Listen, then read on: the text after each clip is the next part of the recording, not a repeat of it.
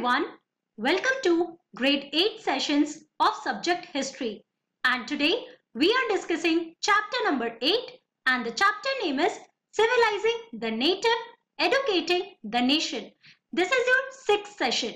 तो बच्चों क्लास 8 का सब्जेक्ट हिस्ट्री डिस्कस कर रहे हैं और इसमें चैप्टर नंबर 8 डिस्कस कर रहे हैं. चैप्टर का नाम है civilising the native, educating the nation और ये आपका 6th सेशन है. So let's start with it. तो बच्चों एक बार ब्रीफ रिकैप कर लेते हैं कि लास्ट क्लास में हम लोगों ने क्या क्या कंप्लीट कर लिया था and after that we will continue with our session. So in our last class we talked about the new rules and new routines. तो इसमें हमने क्या देखा था बच्चों कि पहले हम लोगों ने रिपोर्ट ऑफ विलियम एडम के बारे में पढ़ा और हमने देखा था कि पूरे डिस्ट्रिक्ट्स ऑफ बिहार और बंगाल में 1 लाख पाठशालाज है. तो उन पाठशालाज में या लोकल स्कूल में कौन कौन से नए चेंजेस आए थे, जो फ्लेक्सिबल सिस्टम ऑफ एजुकेशन था उसमें कौन कौन से चेंजेस आए थे, इसके बारे में हम लोगों ने इस टॉपिक में समझा. सो जो गवर्नमेंट ऑफिशियल्स थे बच्चों, वो जो एजुकेशन रिफॉर्म्स ला रहे थे वो पहले कंसर्न था टू हायर एजुकेशन और धीरे धीरे क्या हुआ, मिड 19th सेंचुरी के बाद इन्होंने concern they thought about the local schools और पाठशालास, right.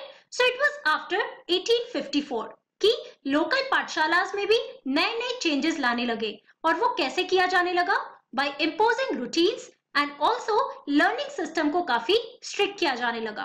For example annual examination लाया जाने लगा. तो ये सारे स्ट्रिक्ट रूल्स थे बच्चों that was brought down in the local schools. और यहाँ पर जब हम बात करते हैं कि इसका किसको अपॉइंट किया गया था इस चीज के लिए, so it was the government pandits who were appointed for this role. तो उनको टास्क दिया गया था कि उनके अंडर 4 to 5 स्कूल्स थे हर एक डिस्ट्रिक्ट में, राइट. सो इनके अंडर जो 4 और 5 स्कूल्स हैं तो उसमें पढ़ाता कौन था, गुरुज पढ़ाते थे. और वो गुरुज को क्या करना था, basically they had to follow the strict time table और उसके अलावा एक एनुअल एग्जामिनेशन लेना था. ऑल्सो जो पीरियोडिक टाइम टेबल या जो भी उनका रूल होता था वो उनको गवर्नमेंट पंडित्स को इन्फॉर्म करना होता था या रिपोर्ट करना होता था. Okay, whatever they are teaching, सब कुछ के बारे में नए टेक्स्ट बुक्स दिए जाने लगे और उन टेक्स्ट बुक के बेसिस पे ही बच्चों को पढ़ाया जाने लगा. लेकिन कुछ ऐसे थे बच्चों पाठशालास जो इस चीज को अडॉप्ट नहीं करना चाह रहे थे, जो गवर्नमेंट के अंडर नहीं आना चाह रहे थे. लेकिन जो ऐसे लोकल पाठशालास थे जिन्होंने ये सिस्टम को अडॉप्ट किया उनको गवर्नमेंट ग्रांट्स मिलने लगे, उनको गवर्नमेंट का सपोर्ट मिलने लगा. और इसी वजह से जो पाठशालास who were not included in this system उनको कंपटीशन फेस करना पड़ा विद द पाठशालास that adopted the new system, the new rules and the new routines. Okay, फिर हम लोगों ने नया टॉपिक शुरू किया that is agenda for national education. तो अगर हम 19th सेंचुरी की बात करते हैं तो ऐसे बहुत इंडियन थिंकर्स भी थे बच्चों who were discussing on the spread of education in India in different parts of our country, right. तो कुछ ऐसे थिंकर्स थे जो बिलीव करते थे कि वेस्टर्न एजुकेशन की वजह से इंडियंस मॉडर्नाइज हो जाएंगे और वो अर्ज कर रहे थे ब्रिटिश को कि वो बहुत सारे नए स्कूल्स, यूनिवर्सिटीज और कॉलेजेस खोले, राइट. तो एक तरफ तो कुछ इंडियंस थे हु वर इन दी और फॉर दी वेस्टर्न एजुकेशन, लेकिन ऐसा केस नहीं था कि सारे इंडियन थिंकर्स ऐसा ही नोशन रखते थे. तो आज की क्लास में हम लोग ये 2 इंडियन के बारे में बात करने वाले हैं. The first one is Mahatma Gandhi and the second one is Rabindranath Tagore. Okay? तो पहले हम बात करने वाले हैं about महात्मा गांधी. तो महात्मा गांधी ने बोला था that English education has enslaved us और यही हमारा सब टॉपिक है that is English education has enslaved us. तो basically इसमें हम पढ़ने वाले हैं about the notion of Mahatma Gandhi on the education, right? So there were other Indians, however, who reacted against Western education. तो कुछ इंडियंस ऐसे थे बच्चों जिन्होंने वेस्टर्न एजुकेशन के अगेंस्ट रिएक्ट किया था. अब उनमें से 2 इंपॉर्टेंट थे, महात्मा गांधी एंड रविंद्रनाथ टैगोर. अब एक एक करके इनके बारे में हम यहाँ पर पढ़ने वाले हैं. सो Mahatma Gandhi argued that colonial education created a sense of inferiority in the minds of Indians, right? तो शुरुआत में हम लोगों ने ब्रिटिश थिंकर्स के बारे में पढ़ा कि उनके क्या क्या नोशंस थे about the Indian education system और वो किस किस तरीके से वेस्टर्न एजुकेशन को इंडिया में इम्पोज करना चाहते थे, क्योंकि उनको लगता था that they are superior and the Indians और द नेटिव्स आर इंफीरियर। और यही सोच था महात्मा गांधी का भी। उन्होंने कहा कि जो कॉलोनियल एजुकेशन है वो क्या किया है, it has created a sense of inferiority in the minds of Indians, क्योंकि ब्रिटिश ने ऐसा इम्पोज किया था दैट इंडियंस आर इंफीरियर्स, और यही जो सेंस ऑफ इंफीरियरिटी है वो इंडियन के अंदर आ चुका है। तो उनके हिसाब से जो वेस्टर्न एजुकेशन था that was a poison, okay, and that has spoil the minds of Indians। ऐसा सोचता महात्मा गांधी का, right? It made them see Western civilization as superior and destroyed the pride they had in their own culture। तो महात्मा गांधी ये कहा करते थे कि western education को सुपीरियर देखना वो बेसिकली किसका काम था, इंडियंस का। क्यों? Because the British officials they had polluted the mind of Indians, okay, उन्होंने ऐसा कुछ कर दिया जिसकी वजह से इंडियंस के अंदर ही एक सेंस ऑफ इंफीरियरिटी आने लगा, right? So basically western education poisoned the minds of Indians and he was totally against this western education। So he said that western education was seen as superior by some of the Indians and also it destroyed the pride they had in their own culture। और हमारे Indian culture में हमारा जो pride है, हमारा जो self dignity है, वो धीरे धीरे क्या होने लगा, डिस्ट्रॉय होने लगा। इसकी वजह से because of this notion of superiority and inferiority, right? तो महात्मा गांधी का कहना था कि हमें इंडियन एजुकेशन को और प्रमोट करना चाहिए so that we can know more about our culture and also we can feel pride about our culture. हमारे अंदर जो सेल्फ डिग्निटी है वो और ज्यादा पावरफुल होगा, ऐसा सोचता महात्मा गांधी का। And that is why he wanted to promote the Indian education और the national education, okay.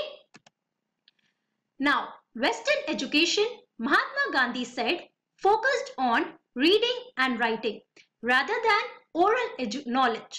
So उनका कहना था कि जो वेस्टर्न एजुकेशन है वो किस चीज पे फोकस करता है, only on reading and writing. और इसके बारे में आप लोगों ने पहले भी पढ़ा है कि कुछ ऐसे ब्रिटिशर्स थे, जो ब्रिटिश ऑफिशियल्स थे बच्चों, वो ऐसा सोचते थे कि जो यूरोपियन बुक्स हैं वो बहुत ही अच्छे बुक्स हैं, साइंटिफिक नॉलेज है, great philosophies are written only in the European languages, right? लेकिन यहाँ पे क्या कहना है महात्मा गांधी का कि उनका सिर्फ फोकस था रीडिंग एंड राइटिंग पे, और ओरल नॉलेज पे या जो प्रैक्टिकल नॉलेज है उसके ऊपर कोई फोकस नहीं था। So it valued text books rather than life experience and practical knowledge. So इनका कहना था कि जो वेस्टर्न एजुकेशन है वो सिर्फ टेक्सचुअल चीजों पे फोकस करता है, यानी कि टेक्स्ट बुक्स के ऊपर ही फोकस करता है, उसको ज्यादा वैल्यू देता है। लेकिन जो ओरल नॉलेज है, जो प्रैक्टिकल नॉलेज है, जो हम अपने लाइफ एक्सपीरियंस से सीखते हैं बच्चों, जो हम अपने लाइफ से सीखते हैं, उसके बारे में वो फोकस नहीं करते हैं, okay. He argued that education ought to develop a person's mind and soul. तो उनका कहना था जो एजुकेशन हम लेते हैं, जो एजुकेशन हम सीखते हैं, उसका मतलब क्या होता है, that should develop a person's mind and soul, okay. मतलब सिर्फ आप टेक्स्ट बुक से जो पढ़ रहे हो that is not only important, okay, सिर्फ वही इंपॉर्टेंट नहीं है हमारे लिए, उसके अलावा हमारे माइंड और सोल दोनों को डेवलप करना चाहिए थ्रू द एजुकेशन। इसीलिए he was against the notion of western education that valued text books more, okay. Literacy और simple learning to read, simply learning to read and write by itself did not count as education. तो महात्मा गांधी ने ये बहुत ही बड़ी बात की थी कि जो लिटरेसी है, अब लिटरेसी क्या होता है, तो basically it is simply learning to read and write, okay. मतलब सिर्फ लिटरेट होना इंपॉर्टेंट नहीं है, उसके अलावा जो लाइफ एक्सपीरियंस हम सीखते हैं, जो प्रैक्टिकल नॉलेज हमें मिलता है बच्चों हमारे आसपास के एनवायरनमेंट से, वो भी हमारे लिए बहुत ही इंपॉर्टेंट है, ओके। और वो हमें अपने नेचर, अपने कल्चर से पता चलता है, right? So he also focused on practical knowledge here, okay? अब बच्चों हम लोग बात करने वाले हैं अबाउट रविंद्रनाथ टैगोर, और हमारा टॉपिक है Tagore's abode of peace, okay, that is home of peace, right? So Rabindranath Tagore started the institution Shanti Niketan in 1901. तो रविंद्रनाथ टैगोर ने भी बहुत ही ज्यादा कंट्रीब्यूट किया है इन दी इंडियन एजुकेशन, ओके। और उन्होंने एक स्कूल, एक इंस्टीट्यूशन स्थापित किया था जिसका नाम था शांति निकेतन, और उसका इंग्लिश ट्रांसलेशन क्या है? Abode of peace, okay.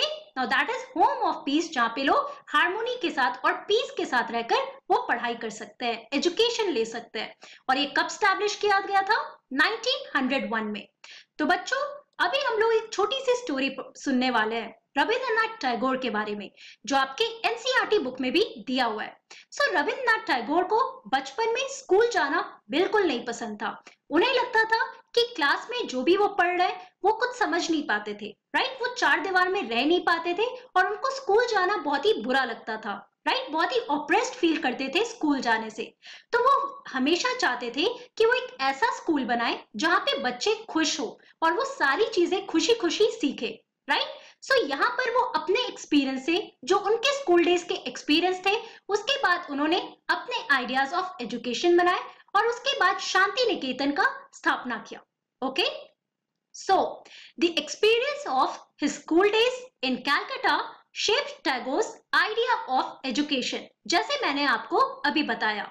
On growing up, he wanted to set up a school where the child was happy, where he or she could be free and creative, where he or she was able to explore his or her own thoughts and desires.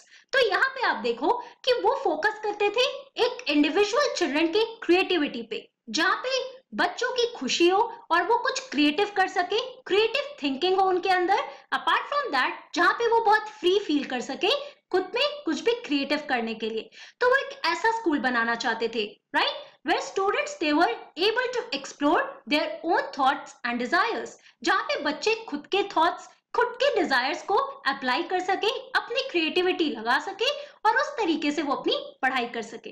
वो एक ऐसा school बनाना चाहते थे, right. Also, he thought that teachers had to be imaginative. तो जो teachers हैं उनको भी imaginative होना पड़ेगा ताकि बच्चों को भी पढ़ाई इंटरेस्टिंग लगे। Also, they should understand the child. अब हर चिल्ड्रन, जो अगर हम हर एक स्टूडेंट की बात करते हैं तो जरूरी नहीं सब इंटेलिजेंट हो सकता है कुछ इंटेलिजेंट होते हैं, कुछ को टाइम लगता है चीजों को ग्रास्प करने में। तो हर एक टीचर के लिए सबसे इंपॉर्टेंट है to understand the child, okay, and help the child to develop her or his curiosity, okay? तो बच्चों के पास कौन से क्वेश्चंस है, उनके क्या क्या थॉट्स है, उनके ऊपर डेवलप करने का किसका जिम्मेदारी है? टीचर्स का जिम्मेदारी है। According to Tagore, the existing schools killed the natural desire of the child to be creative and his or her sense of wonder. तो टैगोर का क्या सोचना था बच्चों कि जो एग्जिस्टिंग स्कूल्स थे, जो ब्रिटिश स्कूल खोल रहे थे, तो उनमें दे वैल्यूड टेक्स्ट बुक्स, राइट। वो ओरल एजुकेशन या प्रैक्टिकल नॉलेज या क्रिएटिविटी के ऊपर नहीं फोकस करते थे, है ना। तो टैगोर का कहना था कि जो एग्जिस्टिंग स्कूल्स है वो जो नेचुरल डिजायर है बच्चों का क्रिएटिव होने का, उस चीज को बिल्कुल खत्म कर रहा है। उनका जो सेंस ऑफ वंडर है वो भी धीरे धीरे खत्म हो रहा है in the existing schools, right. So, Tagore was of the view that creative learning could be encouraged only within a natural environment. Okay? एक natural environment के अंदर ही बच्चों की creativity या उनके learning को हम encourage कर सकते हैं। So, he chose to set up his school 100 kilometers away from Calcutta. तो उन्होंने डिसाइड किया कि जो वो इंस्टीट्यूशन खोलेंगे वो कहाँ होगा? कैलकाटा से थोड़ा दूर होएगा, इन अ रूरल सेटिंग। एक रूरल सेटिंग में ये होगा, ना कि एक अर्बन स्पेस पे, okay. He saw it as an abode of peace, जिसको हम लोग शांति निकेतन कहते हैं, और उनके स्कूल का नाम भी था Shanti Niketan, where living in harmony with nature children could cultivate their natural creativity. तो नेचर के साथ, नेचर के पास रह के बच्चे अपने क्रिएटिव लर्निंग को और डेवलप कर सकते हैं और उसमें वो अपना सेंस ऑफ वंडर, जो भी उनके डिजायर्स है, वो उसको और डेवलप कर सकते हैं, राइट। तो बच्चों का जो स्किल्स है उससे वो भी डेवलप होगा। तो ये सारे नोशंस थे टैगोर और महात्मा गांधी के। Now here in this picture you can see Rabindranath Tagore in his Shanti Niketan with his students, okay? Gandhi ji was highly critical of Western civilization and its worship of machines and technology. However, आप लोगों ने अभी गांधी जी के notion के बारे में पढ़ा, फिर हम लोगों ने रविंद्रनाथ टैगोर के नोशन के बारे में पढ़ा, तो हम कह सकते हैं कि दोनों इंडियन एजुकेशन को प्रमोट करना चाहते थे. They emphasized on the oral knowledge and the practical knowledge, right? कि वो चाहते थे बच्चे खुद ही क्रिएटिव हो, उनके अंदर नए स्किल्स होने चाहिए, सिर्फ टेक्स्ट बुक का नॉलेज ही इंपॉर्टेंट नहीं है, राइट? और यहाँ पे आप देख सकते हो कि गांधी जी जो है वो काफी क्रिटिकल थे वेस्टर्न सिविलाइजेशन के, जो अपने आप को सुपीरियर मानता था और बाकियों को inferior, right? And also the worship of machines and technology, जिसके वो टोटली अगेंस्ट थे.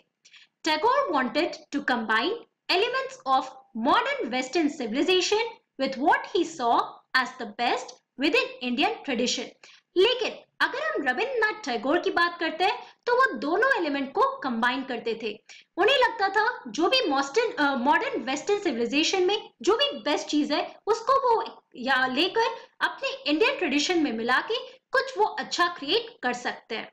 He emphasized the need to teach science and technology at Shanti Niketan along with art, music and dance.